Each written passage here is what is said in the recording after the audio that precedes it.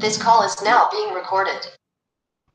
Pessoal, então, hoje a gente vai falar um pouquinho sobre equipamentos de proteção coletiva, os chamados EPCs, e as suas funções características. A gente viu em algum momento, né, na nossa vida, nas aulas, a gente viu o que são EPIs. EPIs, eles são equipamentos de proteção individual. Já os EPCs são equipamentos de proteção coletiva. A diferença entre eles é que ele é utilizado para o próprio indivíduo e o outro para o geral, né? Para a proteção em geral, na obra, seja no empreendimento, seja no local de serviço, no local de trabalho. Bom dia, Jacimeire.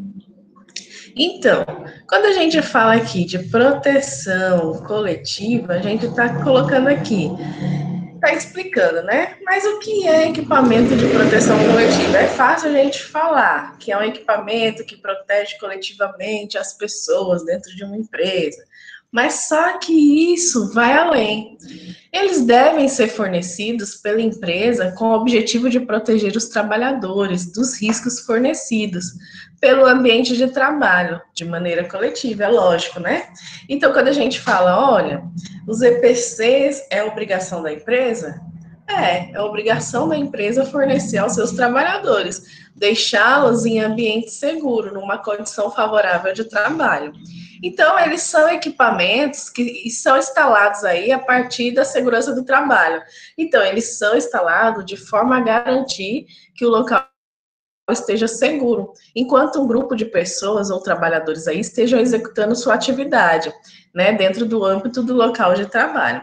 Então, vale a pena lembrar que toda essa questão do EPC, ele é obrigação da empresa, né, isso está em lei. Tanto os EPIs quanto os EPCs devem ser fornecidos pelo proprietário.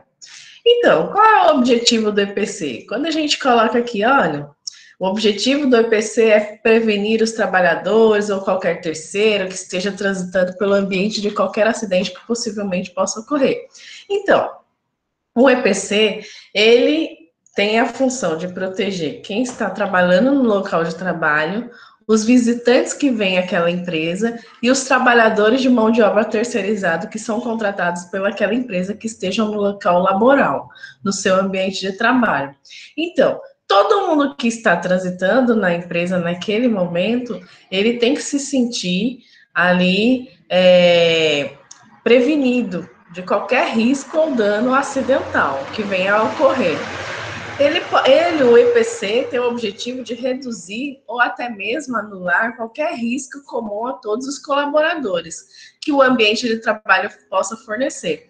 Então, o EPC, ele anula, ele previne, ele faz toda a parte de redução de qualquer risco ou dano que venha acontecer com o trabalhador dentro do ambiente laboral.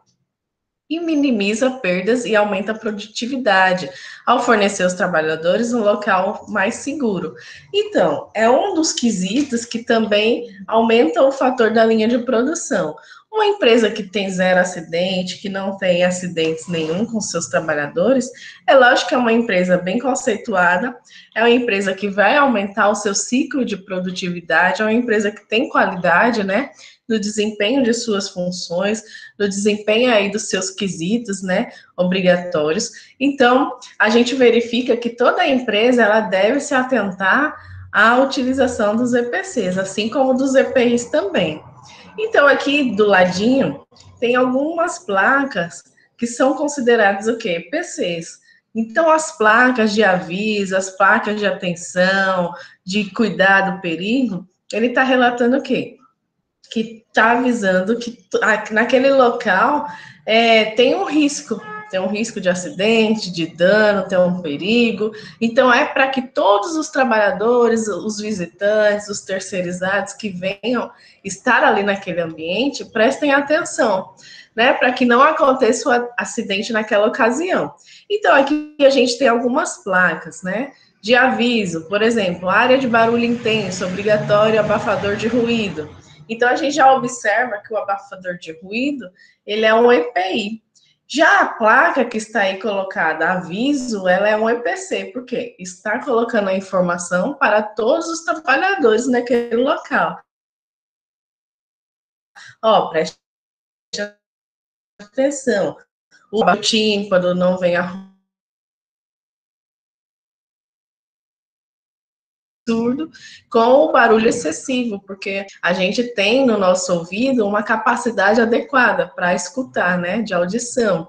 Então, perante a lei, para que não venha acontecer danos, a gente tem que escutar aí numa faixa de 60 decibéis a no máximo 85 decibéis. Então, a gente tem que se atentar a isso, né? Então, temos que observar o quê? Que se o local esteja muito acima do valor de decibéis permitido, a gente pode ficar surdo. Um exemplo disso, quando a gente escuta muito, né, foninho de ouvido. Tem gente que escuta fone de ouvido muito alto, coloca no último. Se eu escuto ali constantemente, logicamente que daqui a um tempo eu estou perdendo a minha audição. Então, isso não é bom. Por quê? O fone de ouvido, lógico que ele vai estar ali, né, vai estar, se eu estou utilizando o celular, ele vai estar protegendo de fatores que possam causar câncer no meu corpo. Mas ele vai estar, se eu colocar um fone de ouvido muito alto, logicamente que eu vou estar perdendo um pouco dos decibéis de audição do meu tímpano, do meu ouvido. Então, daqui a um tempo eu posso ficar surda por causa disso, ou o meu tímpano vir a romper. Então, todo cuidado aí, também até no dia a dia nosso, né? Aqui a gente tem uma outra plaquinha aqui, proteja seus dedos e mãos. Então, quando a gente vai em obra, vai em empresas, se vocês já foram visitar algumas empresas, se já foram em algumas obras, e tem essas placas, a gente verifica o quê? Ó, proteja seus dedos e mãos. Por quê? Tem risco de amputação. Então, tudo que coloca assim, olha, então é máquinas, equipamentos. Então, todo operador daquele local, ele vai ter que estar utilizando luvas, vai ter que utilizar um protetor ali de corpo, né? Para que não venha a ser amputado qualquer membro daquele indivíduo. Então, a outra plaquinha que a gente vê aqui, não fique embaixo de cargas suspensas. Cargas suspensas são o quê? Quando eu tenho aí um içamento, né, através de maquinários, e a pessoa está transitando ali embaixo, é lógico que não pode. Então, quando eu faço um içamento de materiais, equipamentos, tem que estar toda a área isolada, tem que estar informada, então não pode em momento nenhum estar transitando naquele local, porque corre o risco de estar caindo o material em cima das pessoas. Então, tudo isso aí tem que ser observado. Não sei se vocês lembram, né, do episódio que ocorreu da prateleira de um mercado que desabou em cima dos clientes e matou uma pessoa, né, e feriu outras tantas. Então, não houve o planejamento adequado, não houve a realização dos equipamentos de proteção ali coletiva de forma correta. Por quê? Quando se colocaram os materiais mais pesados de alimentos em cima das prateleiras, e você lembra, né, Elielma? Então, geralmente, quando acontece isso, é porque colocou os alimentos mais pesados, os materiais, as cargas mais pesadas acima e os materiais mais leves embaixo. Então, não suportou, fazendo com que cedesse toda aquela prateleira e viessem, né, cair como se fosse um conjunto de dominós. Então, quando aconteceu essa situação, a gente verifica que toda essa parte de proteção coletiva ela foi deixada de lado, não observaram normas nenhuma, né? Até porque quando se observa, quando se faz todo um planejamento de um mercado, de uma estrutura, vocês lembram, né, Michele, viu a notícia? Então, aí tudo isso aí tem que ser planejado, tem que ser observado, porque coloca em risco a vida de quem está trabalhando, a vida de quem está transitando ali naquele momento, e fere pessoas, matam pessoas. Então, toda a nossa importância aí em relação a isso, né? quando estamos à frente de uma empresa, trabalhando nela, a gente já tem que observar. Ó, será que isso está bom? Será que isso não está? Então, tudo isso aí a gente já tem que ficar atento, né? A outra plaquinha aqui que a gente observa, a gente vê o quê? A plaquinha de perigo, equipamento elétrico. Então, só pode entrar o pessoal autorizado, que mexe com a parte elétrica. Então, observem bem, olha, pare, não entre aqui. Pelo amor de Deus, não entre, porque você não está autorizado, você não é da área de eletricidade. Então, é um fator muito importante. Uma questãozinha que a gente vê aí, não sei se vocês receberam esse vídeo também pelo WhatsApp, é um trabalhador que ele estava fazendo uma obra num posto de gasolina. Então, o trabalhador, ele por ser eletricista, ele já deveria saber que se ele monta um andaime embaixo de uma linha de alta transmissão, num posto de combustível, lógico que o andaime é todo o quê? Energizado, de metal, né? Ele conduz energia. Ele fez a montagem do andaime, olha a cabeça do trabalhador. Fez a montagem do andaime embaixo da linha de transmissão, não se atentou de alta tensão, não se atentou que o andaime estava colado com a linha de alta tensão que estava batendo, né? Na linha de alta tensão. Nisso ele não prestou atenção que estava conduzindo a energia na montagem do andaime, quando o andaime já estava pronto. Aí ele foi, pegou no andaime, quando, né, para fazer a execução do serviço, ficou lá preso. Ele morreu ali, todo mundo do posto. Não sei se vocês chegaram a ver esse vídeo. Ele ficou ali, morreu. Foi em Pernambuco. Foi o ano passado, no final do ano passado. Ele ficou preso. Ele não conseguiu se soltar, né? Porque o nosso corpo também é condutor de energia. Ele ficou preso ali e morreu ali, todo mundo vendo. E a energia passando pelo andaime, passando por ele e descarregando no solo, porque a gente é condutor, né, de eletricidade. A energia vai descarregar onde? No solo. Então, vocês viram, menino, não sei se vocês conseguiram enxergar isso aí, quando eu estou falando aqui, visualizar na mente de vocês. Ele morreu ali na hora, ficou passando energia, ficou ali um bom tempo. Então, é meio que complicado, né? Toda execução de trabalho requer análises.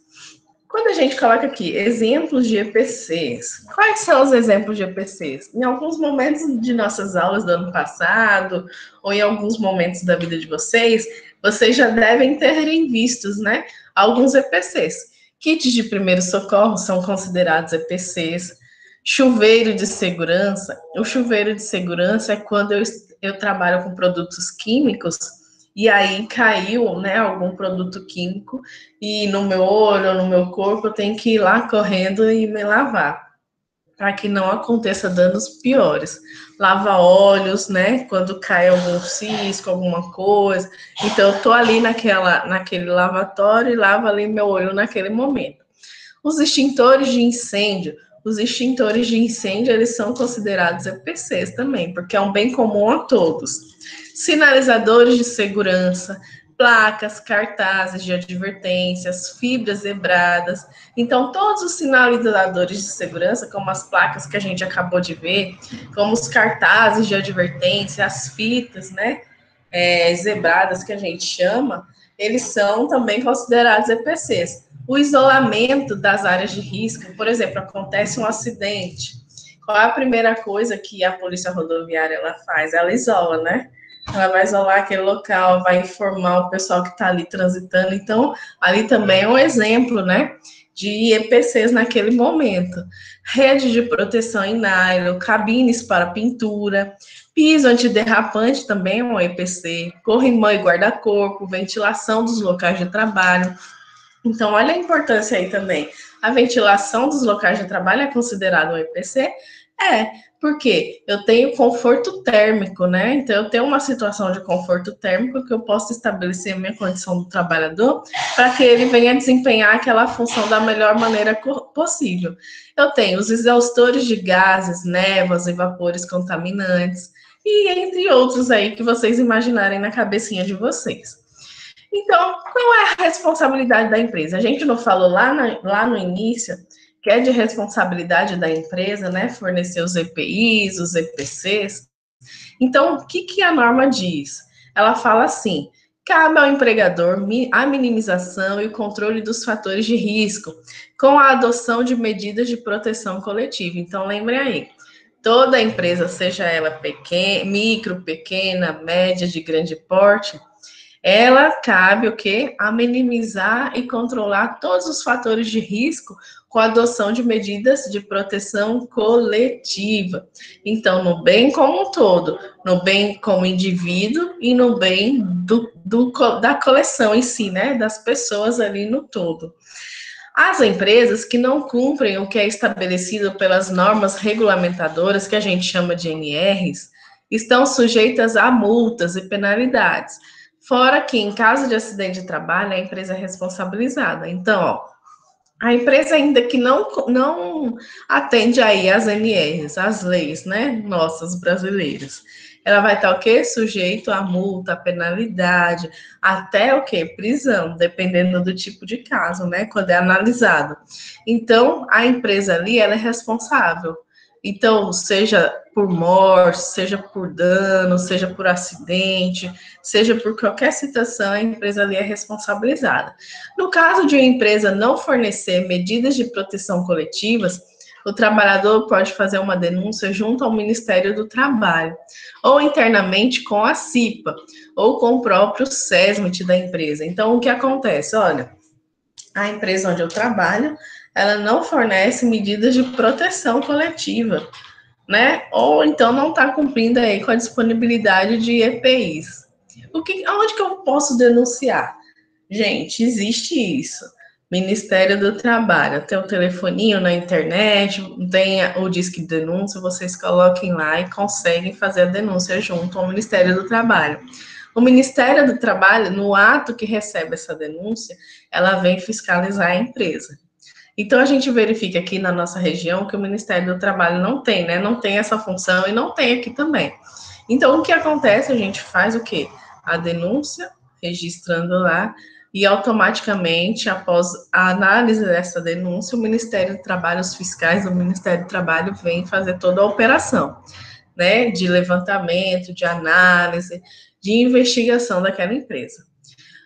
Ou internamente com a CIPA. A CIPA, ela é formada aí pelos empregados, né, da empresa, e o SESMIT, também que é formada aí em conjunto com o quê? Com o delineamento entre o profissional da área de segurança do trabalho, seja um técnico, seja um médico, seja um engenheiro de segurança do trabalho, que vai fazer todo o quê? O dimensionamento dessa parte de EPCs, EPIs, que vai estar ali orientando, que vai estar à frente do corpo técnico, né? Do corpo também de colaboradores. Então, vai estar fazendo esse feedback. Então, se a minha empresa tem CIPA, se a minha empresa tem SESMIT, o que que acontece? Eu posso fazer a denúncia diretamente a eles também, porque eles são responsáveis para estarem instalando a proteção ali dentro da empresa. Então, por isso que as empresas já existem esse quadro de CIPA e SESMIT, onde eu tenho um técnico de segurança, onde eu tenho um engenheiro de segurança. Muitas empresas também têm aí, dependendo do tipo e porte, tem enfermeiro do trabalho.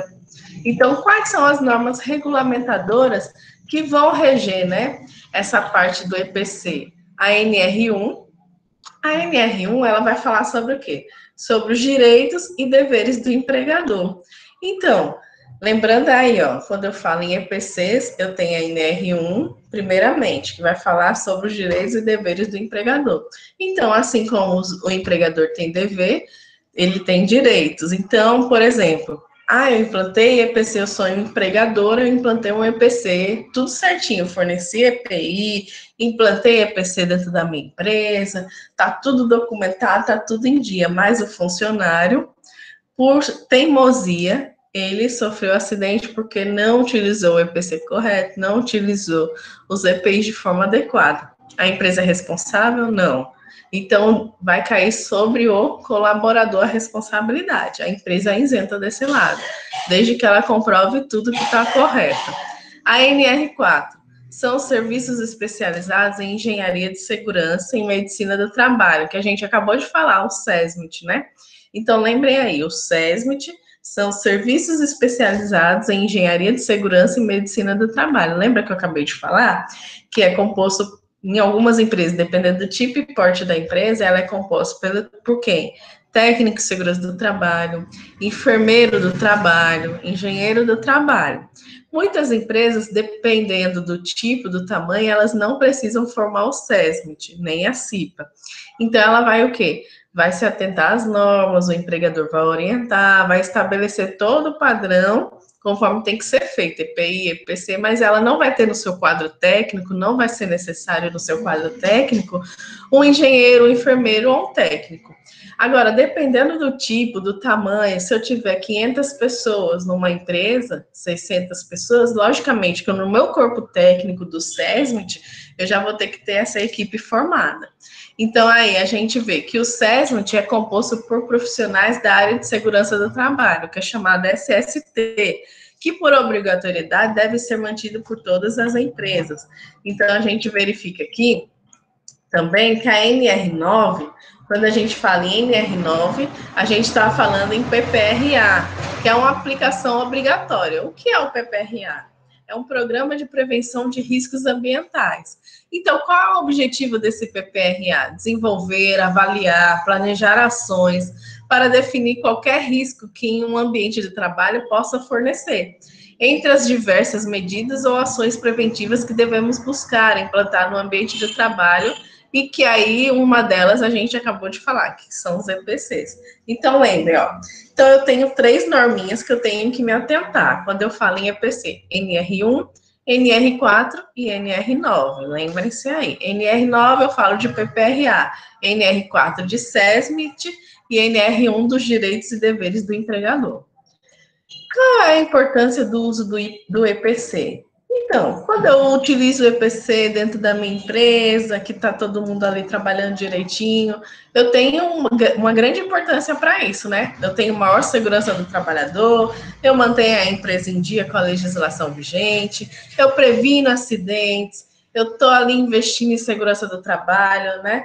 Mas não somente para observar a saúde dos colaboradores ali, mas também eu estou economizando, né, em dinheiro. Os administradores aí também vai focar com essa parte da economia.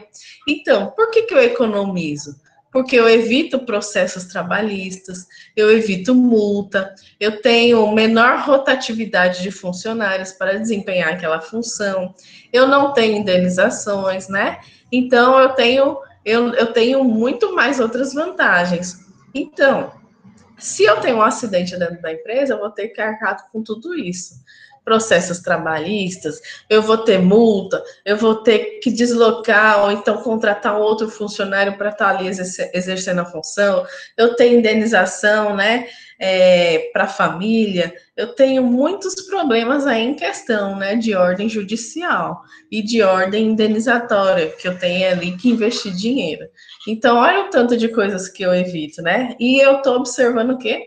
A qualidade dos meus serviços prestados. Que uma empresa que se preocupa com o trabalhador, ela vai estar se preocupando também com a sua linha de produção, né? Com a sua linha de produtividade. Então, tudo isso aí é importante. Então, aqui eu coloquei para vocês algumas descrições, né, de EPCs e as suas funções. Para quem não lembra, a gente tem o quê? Os extintores de incêndios, os hidrantes e as mangueiras. São exemplos de EPCs. Os extintores de incêndio, todo mundo sabe, né? Que eu tenho a classificação ABC, e eles são utilizados aí para apagar fogos, né? Em materiais elétricos, em materiais como papel, né? Então, tudo isso aí eu tenho que observar. Os hidrantes são aquelas mangueiras, os hidrantes e as mangueiras são utilizados aí em prédios, edifícios, é muito utilizado nessa área, em hospitais, né? A gente verifica os bombeiros também chegando, né? Com aquelas mangueiras, aqueles hidrantes gigantes para apagar incêndios.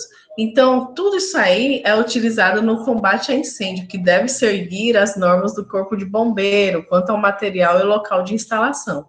Tudo isso aí eu tenho que observar as normas do Corpo de Bombeiro. Na nossa região, a gente não tem ainda o Corpo de Bombeiro, então se utiliza as normas do Corpo de Bombeiro mais próximo, que é em Paulo Afonso. Então, o Corpo de Bombeiro de Paulo Afonso, quando ele vem analisar, ele vem avaliar, né, nas regiões aqui próximas, se tem algum problema, se não. A gente verifica aí que alguns comércios já receberam notificações, o ano retrasado, por conta de não estar adequado o seu sistema de combate ao incêndio. Kit de primeiros socorros. Olha, kit de primeiros socorros, ele deve possuir os itens básicos, né? Hoje não é mais obrigatório utilizar no carro de passeio, carro normal que a gente viaja, né? Mas ele é um bom antídoto, né, universal contra o cianureto, né, que a gente vê aí que no fogo ele pode aí causar danos à nossa pele, né, romper aí vasos sanguíneos. Então, tem toda uma questão aí de atender imediatamente aquela pessoa naquele local, naquele momento. A capela química é utilizada em locais onde são manuseados produtos químicos, reduz o perigo de inalação e contaminação do operador e do ambiente.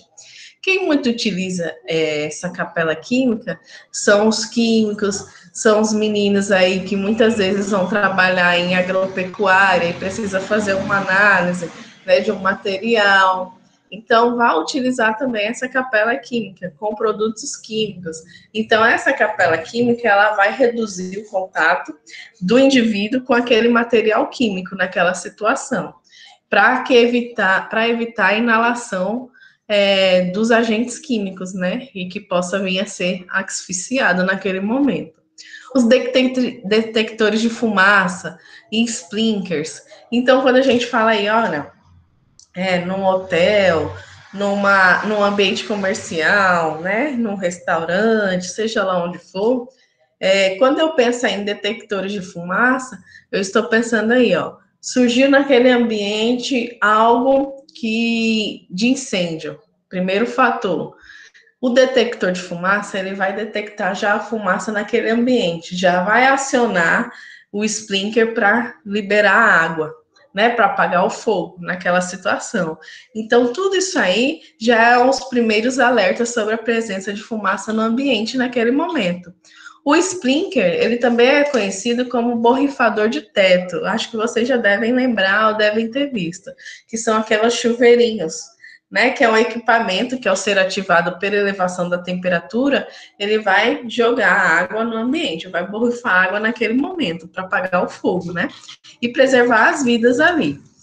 A outra situação que a gente vê aqui são as redes de proteção. Quando a gente fala em rede de proteção, a gente está falando o quê? Que ela é muito utilizada aí na construção civil. Os meninos aí da construção civil, eles vão observar que são utilizadas aí em prédios, edifícios, né? Numa casa onde eu tenho 3 pavimentos, 2 pavimentos, eu tenho que utilizar, né? Porque eu tenho uma altura elevada. Então, vai evitar que os objetos atinjam outros espaços ou trabalhadores, ou as pessoas que estão ali passando no momento também, né? Naquele momento, os transeuntes, né? Da área.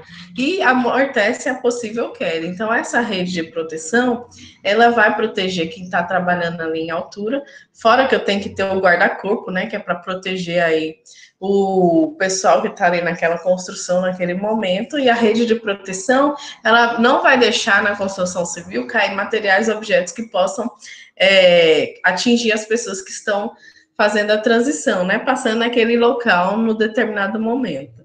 Então, isso mesmo, Daniel, evita cair um tijolo na cabeça de alguém. Boa, isso mesmo. Se não cair um tijolo na cabeça de uma pessoa, é morte na certa, né? Então, por quê? Cai um tijolo na cabeça da pessoa, a pessoa que está transitando ali, ela não está com capacete.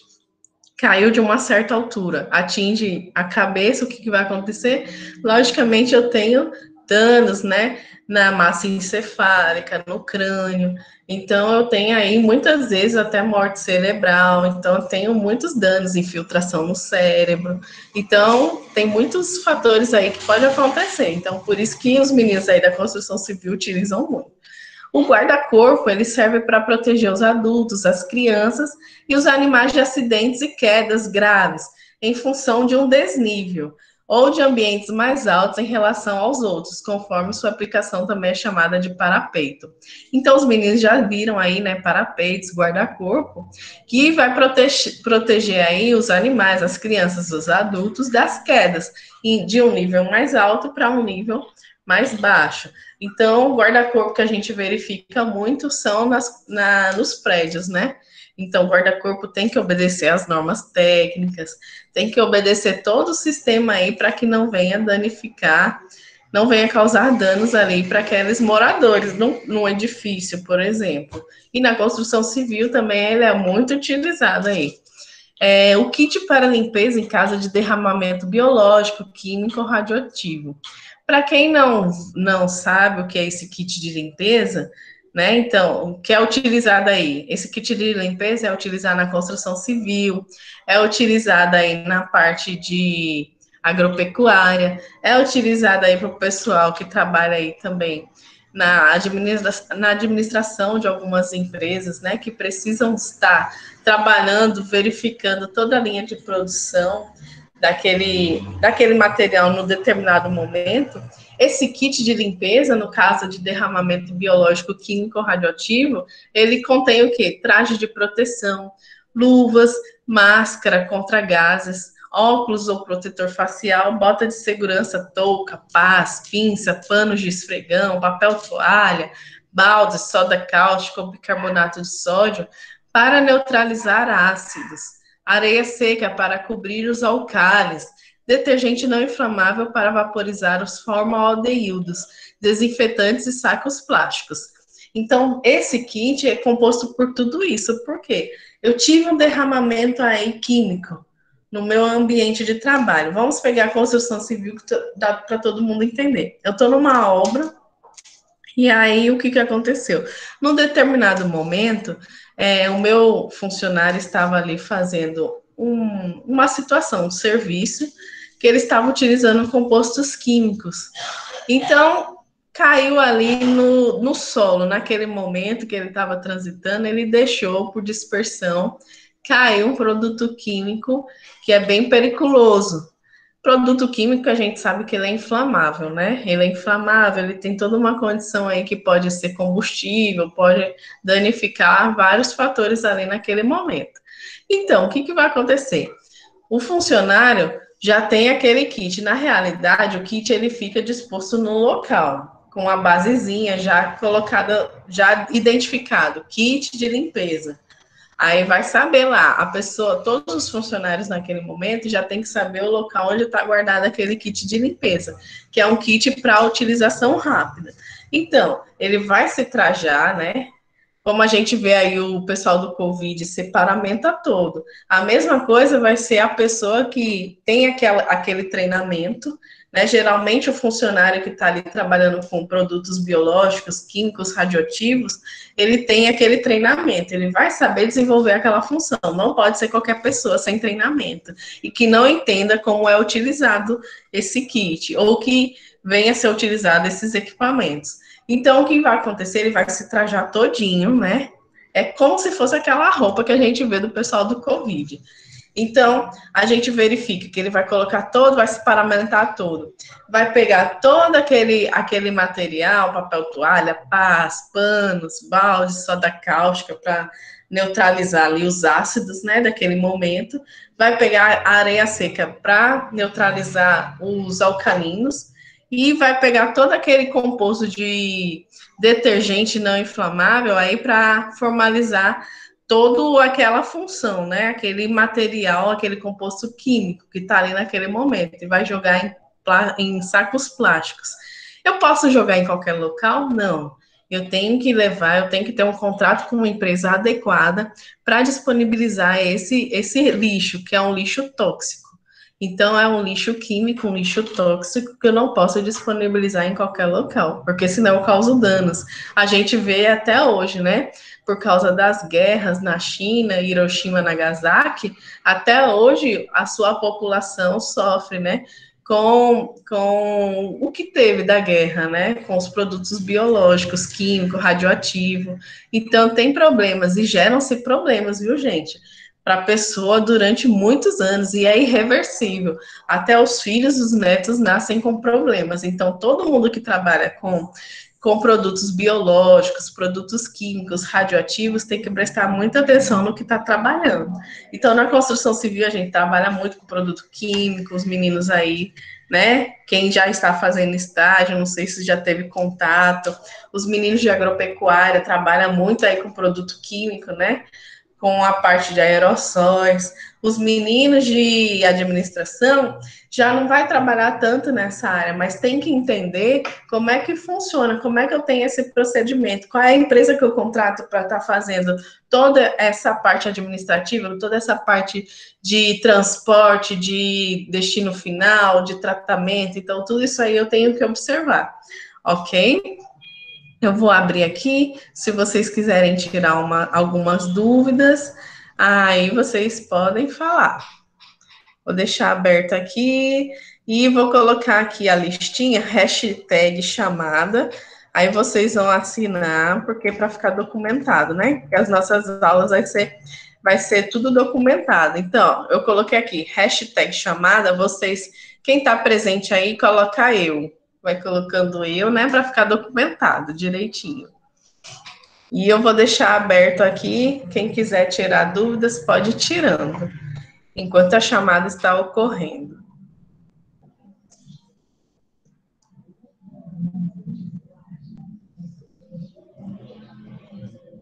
Podem ir preenchendo, não esqueçam de colocar o nome na chamada, porque senão não contabiliza, né? Hoje a nossa chamada direitinho.